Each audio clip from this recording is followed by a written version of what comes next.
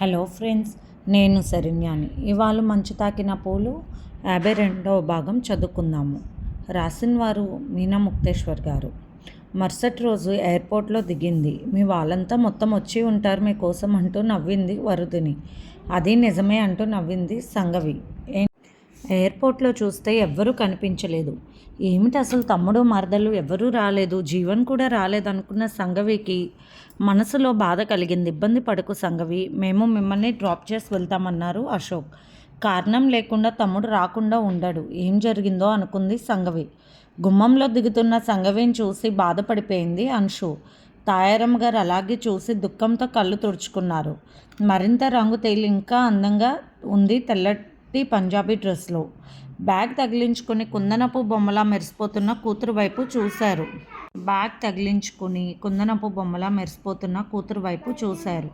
ఎందుకు అంత అందం, చదువు అన్నీ ఉన్నాయి, సుఖమేముందని ఒక నిట్టూర్పు విడిచారు. తల్లి ముఖం వైపు చూసి అలాగే మనపడిపోయింది సంగవి. అమ్మా అంటూ పలకరిస్తూ ఉండగానే మీ నాన్నగారు పోయినట్లు నీకు తెలియదుగా అన్నది తాయారమ్మ గారు. గుండెని బండ చేసేసుకున్నారు అప్పటికే. అమ్మ అంటూ అలాగే కూర్చుండిపోయింది తల్లి దగ్గర సంగవి. వదిన లోపలికి రండి, చాలా ప్రయాణం చేశారు, మంచినీళ్ళు తాగండి అంటూ పిలిచింది అంశు. అమ్మా అంటూ వెక్కి వెక్కి ఏడ్చింది సంగవి. తండ్రి అంటే చిన్నప్పటి నుంచి భయం అయినా కూడా తండ్రి రూపం అనేది గొప్పగా అనిపించేది సంగవికి. అయ్యో అందుకేనా నాన్న నాకు కళ్ళలోకి వచ్చారు, ఇంత జరిగినా నాకెందుకు చెప్పలేదమ్మా అంటూ బాధపడిపోయింది సంగవి. చెప్పడానికి నీ చదువు పాడైపోతుందని మీ తమ్ముడు చెప్పలేదమ్మా. నా నిర్ణయం ఏముంది, అంతా మీ నిర్ణయాలే కదూ. కాలం మారిపోయింది. పెద్దలు చెప్పే మాటలు పిల్లలు వినే కాలం మారి పిల్లలు చెప్పే మాటలు పెద్దలు వినే కాలం వచ్చింది. ఏం చేద్దాం అన్నది తాయారమ్మ గారు. అంశు అలాగే దిగులుగా ఉంటే ఏమైంది అంశు, సతీష్ రాలేదని చూశాను అన్నది సంగవి. వదిన అంటూ బాధపడింది అంశు. మీరు ముందు లోపలికి రండి, ఫ్రెష్ అవ్వండి, ఏదైనా టిఫిన్ చేశాక మాట్లాడుకుందాం అన్నది అంశు. ఏముంటుంది చెప్పడానికి, బాధగా ఉంది. సతీష్ ఫ్రెండ్ సమీర్ వాడు నిన్న అంతా బాధపడిపోయింది. వాడు లేడు నిన్న అంటూ బాధపడిపోయింది తాయారమ్మ. అంశు ఏమైంది, సమీర్కి నా తమ్ముడు లాంటి వాడికి ఏమైంది, పెళ్ళయింది, పాప పుట్టిందన్నారుగా అన్నది సంగవి బాధగా. ఒకదాని తర్వాత ఒకటి చెడు వార్తలే వింటుంటే సంగవి మనసు అల్లాడిపోయింది. అంశు జరిగిన విషయాలు చెప్పింది. రోజు సమీర్ వాళ్ళ అమ్మ వాళ్ళు వచ్చారంట, అందుకే ఏవో గొడవలు జరుగుతున్నాయంట వదిన అన్నది అంశు. అందుకే మీ తమ్ముడు రాలేదు, పిల్లలతో నేను ఇంటి దగ్గరే ఉన్నానంటూ బాధపడింది అంశు. వాళ్ళిద్దరు ఎంత స్నేహితులో నాకు తెలుసు, జంట కవులుగా ఉండేవాళ్ళు. ఒక రకంగా మేము ముగ్గురం కూడా చిన్నప్పుడు బాగా తిరిగేవాళ్ళం, దూరంగా ఉన్నా కానీ ప్రతిరోజు మాట్లాడుకుంటారు తమ్ముడు సమీర్. అటువంటి స్నేహితుడిని కోల్పోయిన తమ్ముడు మనసు ఎలా ఉంటుందో నాకు తెలుసు. వాడు ఎందుకు రాలేదు, ఏం జరిగిందో అనుకున్నాను అంశు అన్నది బాధగా కళ్ళు తుడుచుకుంటూ సంగవి. పాప పుట్టింది వదిన, మీకు సర్ప్రైజ్ ఇవ్వాలని మీ తమ్ముడు చెప్పలేదంటూ సంగవిని చూసా మాట కావాలని చెప్పింది అంశు. పాపయ్య పుట్టిందా అంటూ కళ్ళు తుడుచుకొని లోపలికి వెళ్ళింది. కాలు కడుక్కొని ఫ్రెష్ అయ్యి వచ్చింది. పాప దగ్గర కూర్చుంది. ఎంత బాగుందో, అచ్చు తమ్ముడిలా ఉంది అంశు అంటూ నవ్వింది సంగవి. అమ్మయ్య అనుకుంది అంశు. సంగవి సతీష్కి ఫోన్ చేసింది. అక్కడ పరిస్థితి ఎలా ఉంది తమ్ముడు అంటూ. అక్క మాట వినగానే సతీష్కి దుఃఖం ఆగలేదు. అక్క వీడిని ఆఖరిసారిగా చూస్తావా, డ్రైవర్ని పంపిస్తాను, ఒకసారి రా అక్క అంటూ ఫోన్ పెట్టేశాడు సతీష్. సంగవికి దుఃఖం ఆగలేదు. ఆమెకు విశ్రాంతి తీసుకోవాలని కూడా అనిపించలేదు. అటు మానసాదేవి గారికి ఆరోగ్యం బాగాలేదన్నారు. ఎలా ఉందని టెన్షన్గా ఉంది. నాన్న తన చిన్నప్పటి నుంచి ఆడపిల్ల అలా నడవకూడదు, ఇలా ఉండకూడదు, అలా నవ్వకూడదు, ఇలా చేయకూడదంటూ ఎన్నో బుద్ధిమతులు నేర్పారు. చెప్పకుండా వెళ్ళిపోయారని తండ్రిని తలుచుకుని ఒక్కసారి దుఃఖం తట్టుకోలేక తల్లి ఒడిలో పడుకుని వెక్కి వెక్కి ఏడ్చింది సంగవి. ఎంత కంట్రోల్ చేసుకున్నా ఆగలేదు. అందుకే ఒక్కసారిగా అలా చిన్నపిల్లలా అయ్యింది. నేనేనా ఇలా బాధపడుతుంది, తల్లి తండ్రి ఎవరూ వద్దు అని ఆ రోజు కోపంగా ఒక్కదాన్నే అలిగి వెళ్ళిపోయిన తనేనా ఇలా బాధపడుతుంది. బంధాలను మించిన ఆనందమే లేదు పిచ్చి సంగవి అని ఆమె అంతరాత్మ కాసేపు ఆమె మనసును తన మాటలతో గుచ్చింది. తాయారమ్మ గారు మాట్లాడుతూ, సంగవి ఈ విషయానికి నేను పెద్దగా బాధపడడం లేదు, ఎందుకంటే మాకు కావలసినంత వయసును మించిన అనుభవం ఉంది, కావలసినంత జీవితం అనుభవించాం. కానీ ఈనాడు ఈ వయసులో కూడా మీ నాన్నగారు వెళ్ళిపోతే నేను తట్టుకోలేని బాధతో అల్లాడిపోతున్నాను. కానీ నువ్వు అర్థం చేసుకోకుండా నీ జీవితాన్ని సరైన దారిలోకి మళ్ళనివ్వకుండా ఈ విధంగా ఉండిపోయావు. నాకు నీకన్నా దిగులేమీ లేదమ్మా. నా మాట తీరు అందరికీ బాధ కలిగించవచ్చు, కానీ ఆడది ఒంటరిగా సమాజంలో ఎలా బ్రతుకుతుంది? చెప్పాలంటే సమీర్ భార్యకు నీకు తేడా ఏముంది చెప్పు అంటూ కన్నీరవుతూ బాధపడిపోయింది తాయారమ్మ. అమ్మ, నేను ఎన్నో చెప్పాలని ఆనందంగా వచ్చాను, కానీ ఈరోజు నాన్న చనిపోయాక ఎప్పుడు గువ్వ పిట్టలా ఇద్దరు ఒకే చోట ఉంటూ ఒకరినొకరు వాదించుకుంటూ ఒక్క చోటకే వెళుతూ ఏదైనా ఒకే మాటగా ఉన్న మీ దంపతుల వియోగం భరించరానిదిగా కనిపిస్తుంది నాకు. అందుకే నా మనసులో ఉన్న మంచి మాటలు కూడా నేను చెప్పలేకపోతున్నాను. జీవన్ దగ్గరికి వెళ్ళిపోవాలనుకున్నాం, కానీ ఇలా జరిగిందని బాధగా అనుకుంటూ ఉంది. సంఘవి, నా మాట విను. నీ జీవితం గురించి నువ్వు ఆలోచించుకోవాలి. తండ్రి చనిపోయారని, మరొకరేదో అయ్యారని, ఇంకొకటేదో జరుగుతుందన్న ఆలోచనలు మానే. చదువు, సంస్కారం, గొప్ప డాక్టర్వి కావచ్చు, నిన్నందరూ పొగిడి నీకు అవార్డులు ఇవ్వచ్చు, కానీ నీకు కావాల్సిన అసలైన మానసిక ఆనందం ఏంటో తెలుసా? నీ భర్త దగ్గర సరైన భార్యగా ఉండడం, తల్లిగా మారడం. ఆ రెండూ లేని జీవితం అసలు వ్యర్థం కదూ తల్లి అంటూ బాధగా కన్నీరైపోయారు తాయారం గారు. ఎక్కడికి వెళ్ళారో తెలియదు మీ నాన్నగారు, కానీ మీ నాన్నగారు లేని లోటు నేను భరాయించలేకపోతున్నాను. కాసేపు ఈ వయసులో నువ్వు భర్త లేకుండా ఎలా ఉంటున్నావో నాకు అర్థం కాలేదు. ఇక ముందు జీవితం ఎలా చేస్తావో కూడా అందుపట్టడం లేదు అని బాధపడుతున్న తల్లి వైపు చూసి, లేదమ్మా, నా మనసు మార్చుకున్నాను, మీకు ఒకరోజు చెప్తాను ఆ మంచి విషయాన్ని, ఇప్పుడు చెప్పలేను. పైగా ఇది సమయం కాదు అనుకున్నది సంఘవి. ఇప్పుడు అందరూ గొప్పగా గౌరవించవచ్చు, కానీ ఒక పేరంటానికి పిలిస్తే ఇప్పటికీ గొడ్రాలుగా ఉన్నవారికి, భర్తను వదిలేసిన వారికి కూడా విలువ ఇచ్చి వారికి తాంబూలాన్ని మొదటిగా ఇవ్వడానికి ఏ స్త్రీ ఇష్టపడదు. అటువంటివన్నీ బరాయించలేనివి. కాలం ఎంత మారినా ఈ ఆలోచన విధానంలో మార్పు లేదు, చాలా వరకు మారదు. ఎందుకంటే అందులో తప్పు లేదని నేను అనుకుంటాను. నా కాలంలో నా అలవాటైన విధి అది. ఈ చుట్టుపక్కల నన్ను మీ నాన్నగారిని పేరంటానికి పిలిచి మొదటగా అక్షింతలు వెయ్యమంటారు. ఇప్పుడు నన్ను ఎవరైనా పిలుస్తారా? పిలవరు. ధైర్యం చేసి ఎవరైనా పిలిచినా నేను వెళ్ళి వేయగలుగుతానా? వెయ్యలేను. చూసావుగా, ఇదే పరిస్థితి. భర్త లేకపోతే స్త్రీకి విలువే లేదు.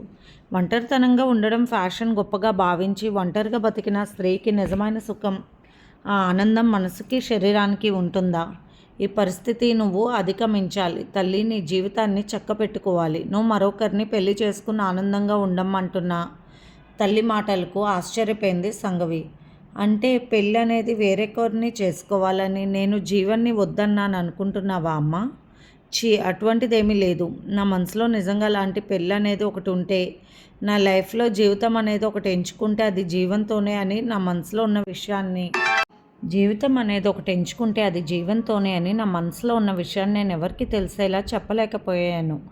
అది తప్పే కావచ్చు అనుకుంది సంఘవి. డాక్టర్గా పేరు సంపాదించావు, అలాగే నీలా ఒక డాక్టర్ని చూసి పెళ్లి చేసుకోమ్మా. ఇలా జీవితాన్ని వ్యర్థం చేసుకోకిప్పుడైనా. నేనైనా ఎప్పుడు చనిపోతానో తెలియదు, కానీ నా కూతురు ఇలా ఉంది అంటే నాకు మనశ్శాంతిగా చావు ఎలా వస్తుంది? సంఘవి, చెప్పమ్మా అంటూ సంఘవి చేయి పట్టుకుని తల నిమ్మరుతూ బాధపడుతూ ఉన్నారు తాయారమ్మ గారు. ఈరోజు సమీర్ అలా వెళ్ళిపోయాడు, అది కూడా దుఃఖమే. నా భర్త ఇలా వెళ్ళిపోయారో లేదో నా మనసు పగిలిపోయింది. అందులో నుండి బయటకు వచ్చేద్దాం అనుకునే లోపు ఈ విషయం జరిగింది. ఇప్పుడు నిన్ను ఇలా ఒంటరిగా చూస్తుంటే అన్ని విషయాల కన్నా బాధగా ఉంది సంఘవి. ఎందుకమ్మా ఈ అందం, ఈ చదువు, ఈ సంస్కారం? ఎందుకమ్మా ఎవరు లేని ఒంటరిగా? ఏమిటి ఆనందం? ఎవరికి పంచుతావు నీ ఆనందాన్ని? రేపు నీకు మధ్య వయసు దాటిపోయిన తర్వాత నీకు తోడెవరు, నీడెవరు? నీకంటూ ఎవరున్నారన్న ప్రశ్న నీకు వచ్చినప్పుడు భరించలేవు సంఘవి అంటున్నా తల్లి వైపు చూసి. ఇక తప్పదు అనుకుంది చెప్పడం సంఘవి. ఆ జీవన్ మొదట్లో నిన్ను కాదన్న మాట నిజమే, కానీ అతనే కావాలని వస్తే నువ్వే దూరం చేసుకున్నావు. ఈరోజు జీవన్ పెళ్లి చేసుకుని 2 బిడ్డలకు తండ్రి అయ్యాడు. ఇప్పుడు భరించగలవా? అతని దగ్గరికి వెళ్ళి నిలబడగలవా? అతని భార్య బిడ్డల్ని, అతని ఆనందాన్ని చూస్తూ నువ్వు ఎలా భరించగలుగుతావు?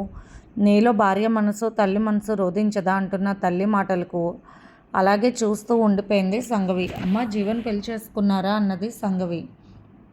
తనకు తెలియకుండానే ఆ మాట ఎలా వచ్చిందో తెలియకుండానే గుండెల్లో సుడులు తిరుగుతూ ఉన్నాయి.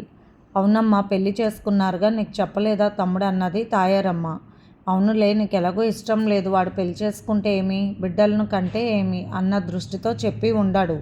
పోనీలే, అది వదిలేసే. ఇప్పటికైనా నీ మనసుకు నచ్చిన వ్యక్తిని ఎవరో ఒకరిని పెళ్లి చేసుకోమా, నీకు పుణ్యం ఉంటుందన్నది తాయారమ్మ. తాయారమ్మ గారు చెబుతున్న ఏ మాట వినిపించలేదు సంఘవికి. ఒక్కసారిగా గుండెల్లో ఏదో బాధ, అగాధంలో పడిపోతున్నంత ఆవేదన. ఎందుకు నాకు ఇంత బాధ కలుగుతుంది? వద్దు అని నేనే కదా చెప్పాను. ఈరోజు జీవన్ నాకు స్థానాన్ని ఉంచలేకపోయారు. అది కూడా నేనే చేసుకున్నాను. తప్పు నాది. కానీ భరించలేకపోతున్నాను.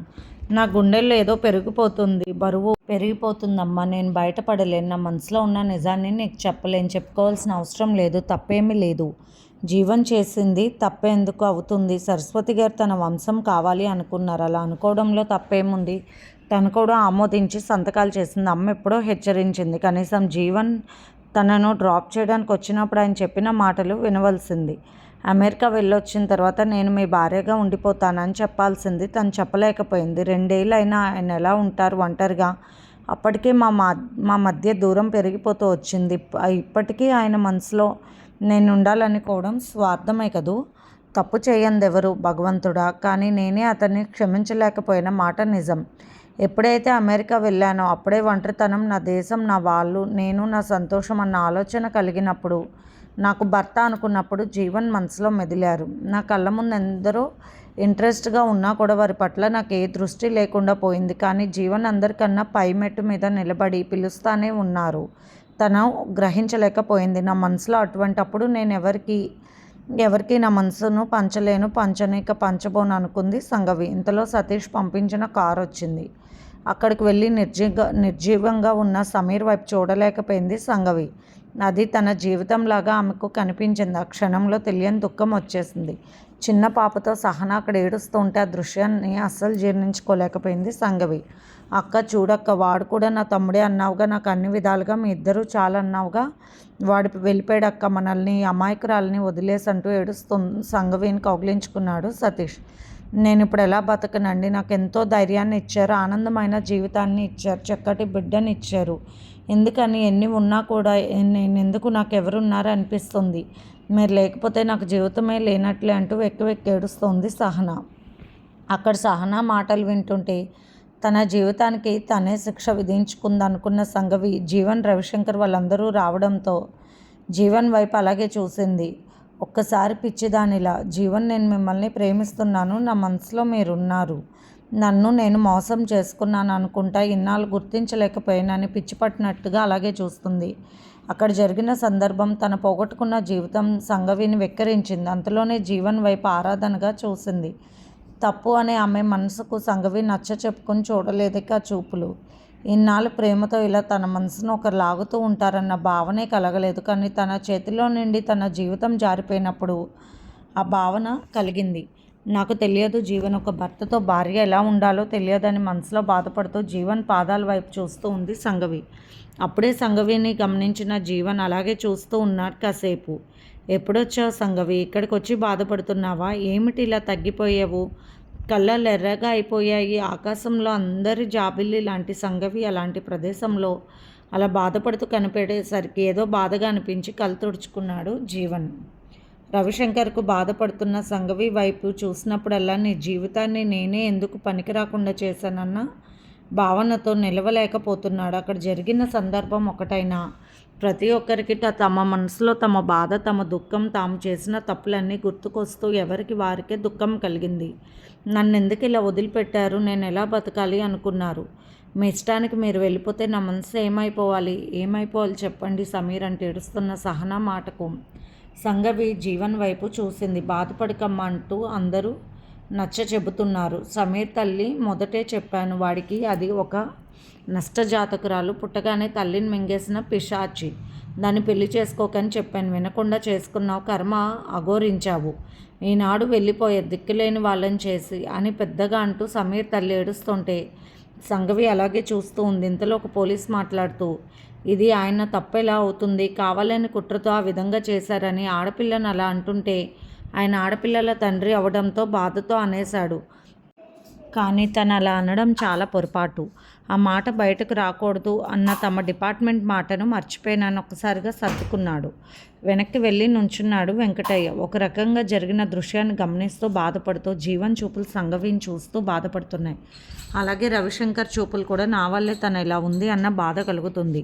ఇప్పుడు ప్రస్తుతానికి సంఘవి కన్నీళ్ళు పెట్టుకుంటూ ఉండడంతో రవిశంకర్ జీవన్ మనసులను పిండుతున్నట్లు అనిపించింది. పదక్క అంటూ సంఘవిని ఇంటికి వెళ్ళమని డ్రైవర్ని పిలిచాడు సతీష్. సంఘవి తమ్ముడి ఇంటికి వెళ్ళమని చెప్పడంతో ఒక అడుగు ముందుకు వేసి సమీర్ పార్థివ దేహాన్ని చూసి బాధగా సహనా దగ్గరికి వెళ్ళి పలకరించింది సంఘవి. మీరంటే ఎంత ఇష్టమో, మీ గురించి ఎంతో గొప్పగా చెబుతారు సంఘవి గారు. మిమ్మల్ని మా ఆడపడుచుగానే గౌరవిస్తాము. మాకు బిడ్డ పుట్టక ముందు ఆడపిల్ల పుడితే సంఘవి అక్కలా పెంచాలి. రోజు సంఘవి అక్కలాగా ఎవరున్నారు? మనసులో ఏ వ్యసనాలు లేకుండా కేవలం విద్యా కెరియర్ మీదే దృష్టి పెట్టి పైకి వెళ్ళాలనుకోవడం ఎంతో గొప్ప విషయం. ఒకప్పుడు సంఘవి అక్క పసిపాపలా ఉండేదంటూ ఎన్నో చెప్పేవారు. తన సొంత అక్క అన్న భావన ఉండేది. మీ మీద అంటూ బాధపడుతూ ఉంటే ఓదార్చింది సంఘవి. కళ్ళ ముందు జరిగిన దాన్ని కాదు అనలేము సహన, కానీ నీ ఒడిలో ఉన్న బిడ్డ మాత్రం నీ జీవితం అని మర్చిపోకూడదు. ఎందుకైనా నువ్వు మనసు రాయి చేసుకోవాలి. ఎవరెవరు ఎన్ని మాటలన్నా అది వేరే విషయం. సమీర్తో ప్రేమను పంచుకుంది నువ్వే. ఈనాడు బాధను భరించాల్సింది కూడా నువ్వే. అలాగే ఆయన బాధ్యతను స్వీకరించాల్సింది నువ్వే. ఎవరి మాటలు పట్టించుకోవద్దు. సమీర్కి ప్రతిరూపమైన పాపాయిని జాగ్రత్తగా పెంచుకోవాలి. తల్లిదండ్రులను నమ్మి బిడ్డ ఈ భూమి మీదకు వస్తుందంటారు. తండ్రి నీ ప్రపంచంలోని మాయ పొట్టను పెట్టుకుంది. తల్లిగా నీ బాధ్యతలు మర్చిపోవద్దు. నీ బిడ్డ పట్ల బాధ్యత వహించు. జరిగిన దాన్ని అంగీకరించు సహన. నేనున్నానన్న విషయాన్ని నువ్వెప్పుడూ మర్చిపోవద్దంటూ సహన వెన్నను తడుముతూ కర్తవ్యాన్ని బోధించింది సంఘవి. ఇంటికి బయలుదేరింది సంఘవి. ఇంటి దగ్గర నేను దించి వస్తాను సతీష్ అంటూ జీవన్ సంఘవి వెనకాల నడిచాడు. కాలిబాట వరకు వారిద్దరూ కలిసి నడిచారు. కారు దగ్గరికి వచ్చాక కూర్చో సంఘవి అన్నాడు జీవన్. తన కారులో కూర్చున్న సంఘవి వైపు చూసి మనసులో సంతోషపడ్డాడు. డ్రైవ్ చేస్తున్న జీవన్, సంఘవి అమెరికా నుండి వచ్చేసరికి మీ నాన్నగారు పోవడం, ఇలా సమీర్ విషయం తెలియడం నీ మనసుకి ఎంతో బాధ కలిగించి ఉంటుంది కదూ అన్నాడు జీవన్. భగవంతుడు రాసిన రాతను ఎవరు తప్పించుకుంటారు? ఏదైనా భరించి తీరవలసిందే కదా అన్నది సంఘవి మామూలుగా. అవును, నీలో ఇదివరకట్లాగా అమాయకత్వం లేదు, పరిపక్వత ఉంది. అందుకే ఈ విషయాన్ని నువ్వు తట్టుకుంటావు అనుకున్నాను అన్నాడు జీవన్. అవును, నా విద్య నాకెంతో తెలివిచ్చింది, జీవిత విలువను తెలియచేసింది.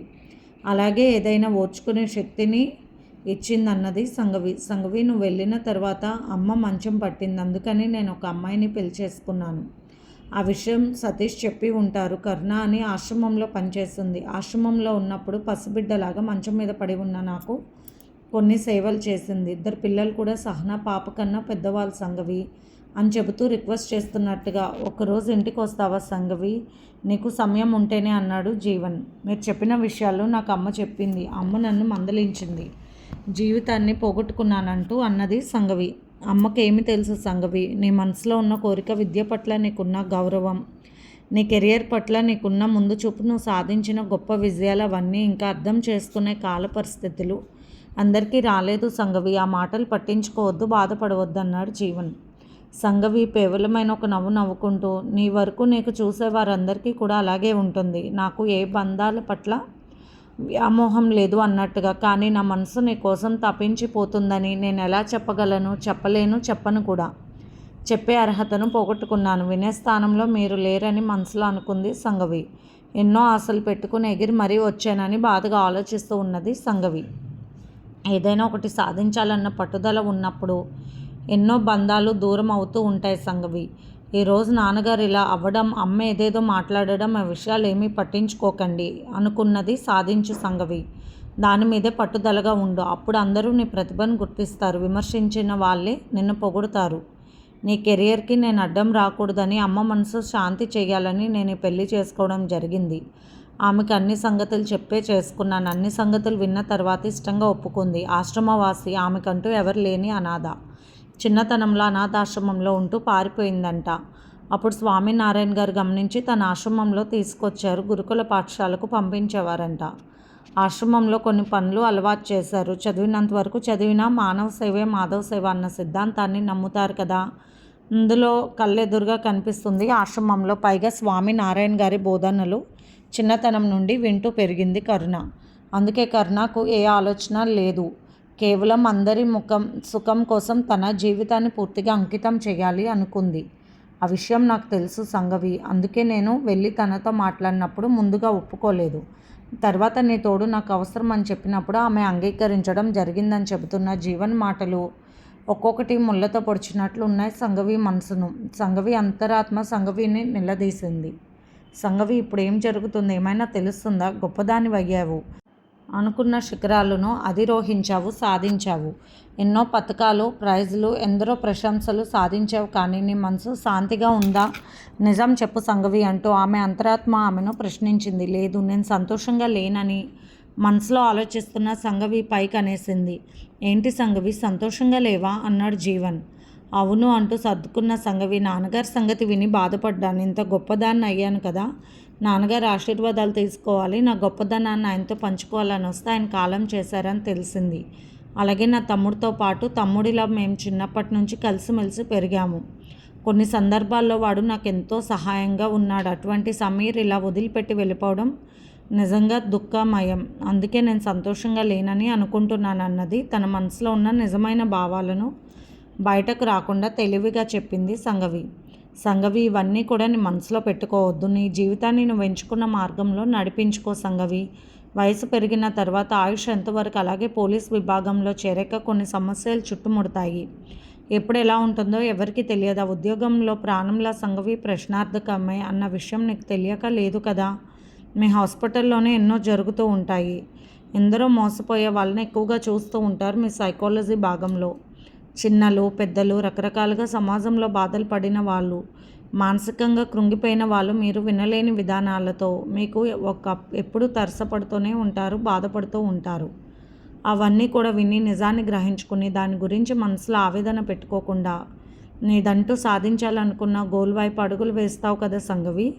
నీ మనసు దృఢమైనది, నీ ఆలోచన శక్తి గొప్పది, నీకున్న ఆశయం మరింత గొప్పది. అది మానవ సంబంధాలకు అతీతమైనది. ఇక ఇటువంటి సాధారణమైన విషయాలను ఆలోచించవని అనుకుంటున్నాను అన్నాడు జీవన్. చాలా గొప్పగా మాట్లాడుతున్నారు. నేను కూడా అమాయకత్వంలో ఉన్నప్పుడే తెలివిగా ఉన్నానేమో తెలియదు, కానీ ఇప్పుడు తెలివిగా మారిన నేను కొన్ని విషయాలను, మనసులో ఉన్న సంతోషాలను వదులుకోవాల్సి వస్తుంది.